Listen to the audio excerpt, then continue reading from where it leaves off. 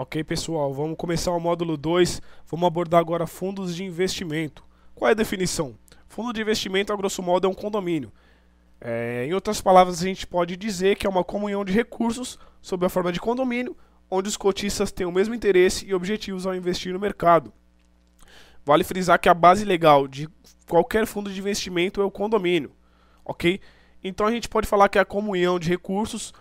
O conjunto de cotistas tem acesso à diversificação de risco, à liquidez das aplicações e principalmente a diversos ativos no mercado financeiro que talvez não fosse possível ele ter acesso se investisse de maneira individual, certo?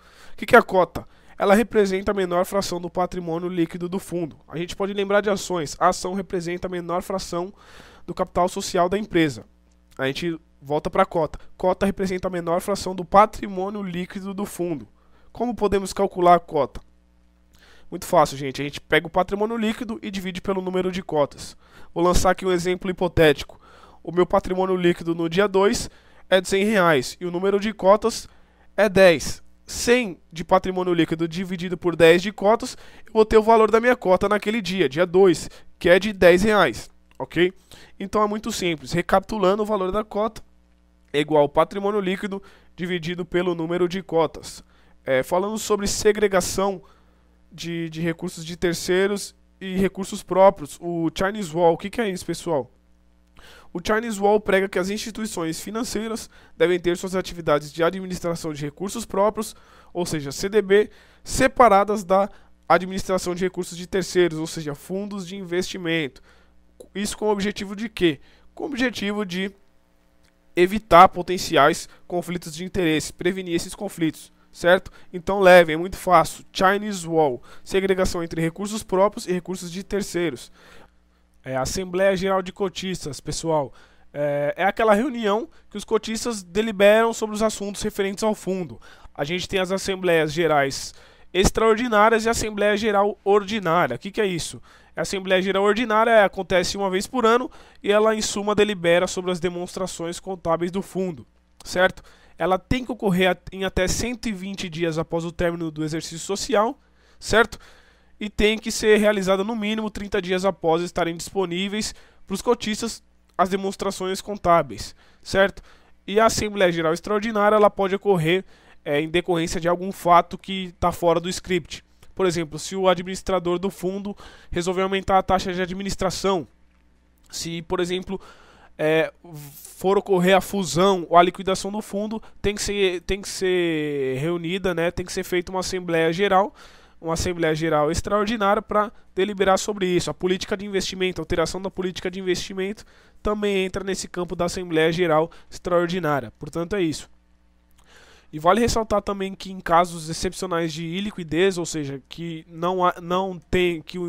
o administrador não tenha como vender os ativos do fundo, inclusive em decorrência de pedidos de resgates incompatíveis com a liquidez, ele pode declarar o fechamento do fundo para a realização de resgates, sendo obrigatória a convocação de uma Assembleia Geral Extraordinária. Ou seja, vários cotistas querem vender no momento que o mercado não está comprando. Então isso é um momento de iliquidez. Então o administrador ele tem a liberdade de declarar fechado o fundo para resgates, certo? Em decorrência desse momento de pouca liquidez.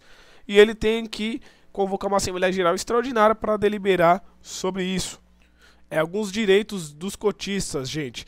Eles têm que saber a política de investimento do fundo e os riscos associados a essa política. Isso é muito importante. Ele tem que ter também acesso às informações sobre as taxas de administração e sobre outras despesas também do fundo de investimento. Ele tem que saber se há prazo de carência ou não e principalmente ele tem que ter a informação que fundo de investimento não tem garantia proteção do FGC, do Fundo Garantidor de Créditos. Outra coisa muito importante que o investidor tem que ter o conhecimento é que rentabilidade obtida no passado não é garantia de rentabilidade futura. Porque rentabilidade passada não é sinônimo de rentabilidade futura. Então, é isso, o cotista deve ter acesso, pessoal. Duas palavras importantíssimas, regulamento e prospecto. Levem isso, regulamento e prospecto. que é o regulamento? É aquilo que regula o funcionamento do fundo. E o prospecto traz a política de investimento e os riscos, enfim, traz a questão mais do mercado que o gestor pode atuar e os riscos incorridos na política de investimento. Ok? O cotista também tem que ter acesso ao valor do patrimônio líquido da cota, certo? Isso é muito importante, que a gente vai falar mais à frente. Ele tem que ter acesso à marcação a mercado, certo? E mensalmente ele tem que receber o extrato dos investimentos e anualmente ele tem que receber o demonstrativo para imposto de renda. Falando agora muito brevemente sobre algumas obrigações dos cotistas, uma delas é em caso de o patrimônio líquido estar negativo, o cotista pode ser chamado por meio do administrador a aportar recursos no fundo. Outra coisa de suma importância que o cotista deve saber é que ele sempre vai ter que pagar a taxa de administração. Tem muita gente que pensa que taxa de administração só se paga quando se tem lucro. É um engano isso, porque a taxa de administração é aquela que paga os prestadores de serviços, né, o administrador, o gestor, enfim. Então, por mais que o fundo venha a ter um prejuízo, a taxa de administração vai ser cobrada. E como que ela funciona? Ela é calculada com uma base anual e ela é diluída diariamente do valor da cota, certo? Essa é a síntese da taxa de administração. Outra obrigação importantíssima e fundamental dos cotistas é comparecer nas assembleias gerais, certo? Isso é muito importante. E por fim, ele tem que assinar o termo de adesão antes de aportar recursos no fundo. Esse termo de adesão vem depois do cotista receber o prospecto e o regulamento. Assim que ele lê o prospecto e o regulamento, tomar conhecimento dos riscos, certo? Ele assina o termo de adesão e aí sim ele pode aportar recursos no fundo e de fato se tornar um cotista. Funções e responsabilidades no âmbito dos fundos de investimento, gente. O que o administrador faz? Ele é o responsável legal pelo funcionamento do fundo. Em outras palavras, ele controla todos os prestadores de serviço e defende os interesses dos cotistas. Ele é o responsável pela comunicação direta com o cotista.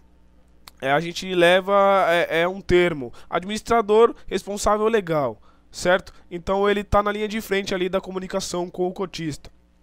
Custodiante, quem que é? O responsável pela guarda dos ativos do fundo. Responde pelos dados e envio de informações dos fundos para os gestores e administradores. Custodiante, um exemplo é o banco, ok? Distribuidor. Distribuidor é o gerente, certo? O responsável pela venda das cotas do fundo. Ele pode ser o próprio administrador ou terceiros contratados por ele. Terceiros contratados por eles, um exemplo é o gerente que eu acabei de citar. Gestor. Gestor é um cargo estratégico num fundo de investimento, né? O gestor é o responsável pela compra e venda dos ativos do fundo. E ele tem que seguir a política de investimento. Então, outro exemplo hipotético. Há um aporte de recursos no fundo, o gestor vai lá e compra ativos e títulos. Há um resgate, ele vai lá e vende ativos e títulos. Então, o gestor está ali na linha de frente para seguir a política de investimento, certo? Então, quando há aporte, compra, quando há resgate, venda. Auditor independente. Todo fundo tem que contratar um auditor independente que audite as contas do fundo pelo menos uma vez por ano. Muito importante. Então, recapitulando, administrador, responsável legal, custodiante, responsável pela guarda dos ativos, distribuidor, responsável pela venda das cotas, gestor, responsável pela compra e venda dos ativos, dos títulos, e o auditor independente é aquele que audita uma vez por ano as contas do fundo. Tipos de fundos. Vamos agitar um pouco essa coisa, pessoal. Fundos abertos. São aqueles fundos que o cotista pode solicitar o resgate de suas cotas a qualquer tempo. Ou seja, o número de cotas é variável. Quando o cotista aplica, novas cotas são geradas e o administrador, o gestor, compra ativos para o fundo. Em contrapartida, quando o cotista resgata, suas cotas desaparecem e o gestor é obrigado a vender ativos para pagar o resgate. Então são fundos abertos, são aqueles que os cotistas podem solicitar o resgate de suas cotas a qualquer tempo. São fundos com uma liquidez muito alta. O fundo fechado, por outro lado, é aquele no qual o cotista só pode resgatar suas cotas ao término do prazo de duração do fundo ou em virtude de sua eventual liquidação, ok? Então, o investidor tem que vender as suas cotas para outro investidor interessado em ingressar no fundo. Um exemplo são os fundos de investimento imobiliário. Muitos deles são listados em bolsa. O que acontece? Se o cotista quiser resgatar suas cotas, ele vai até o pregão e vende suas cotas para outro investidor interessado em ingressar no fundo. Fundos restritos são aqueles, aliás, constituídos para receber investimentos de um grupo restrito de cotistas, normalmente membros de uma única família ou empresas de um mesmo grupo econômico, ok? O nome já entrega, fundo restrito. É restrito a um grupo de pessoas. Investidores qualificados são aqueles que, segundo a CVM, segundo o órgão regulador, têm mais condições do que o investidor comum de entender o mercado financeiro.